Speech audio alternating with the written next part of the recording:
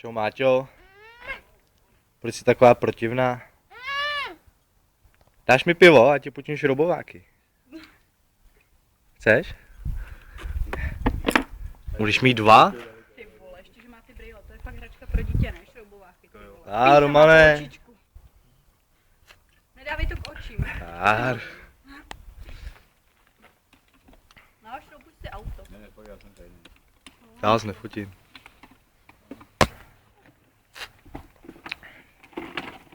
Ale ty padneš na ten šroubovák. To jsi jí dal, nevím.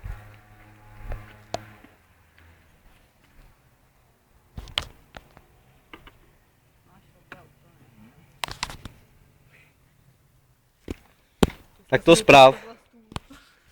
Ale fakt, jednu stranu stavila marketka, Marketko, spravíš auto? Je rozbitý. Musíš ho opravit. A dej si ty brýle, nebudeme okamžitě domů, teď můžeme. Vypadaj, vy. Oprav nám auto. Jdem stát na oči, Maťo. Ukaž, pojď mi, hele. Ne, to zmenším, jo. To zlomí. Náš, zkus to teď. Ne na hlavu, na oči si. Na záde. Ne, Romane, jsi nějaký zapeklej.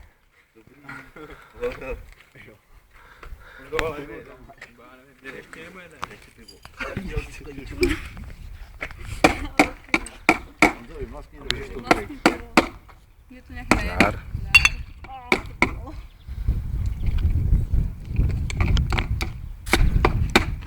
Co sebe, to nenatočíš. Už jsem natáčel. Už všichni jdete?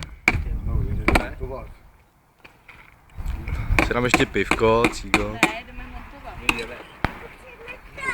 Už je to spravený? Tak jdem. Zkus to nastartovat. Dobrý. Ještě poladit, jo, teď jsi to projela. No pojď, dívej. On to pohodí. Jdou domů, řekni ahoj. Tak zdár.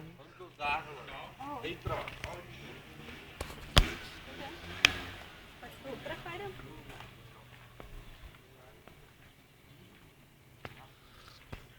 Ahoj mámo, jak se má? Ahoj.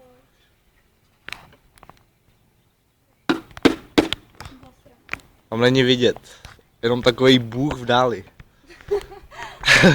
Viděl jsem světlo na konci boha. Pojď sem s tím šroubovákem. Markéto. Tak. By nemohlo dopadnout, ty mámo. Co je? Ty vole. Ty super.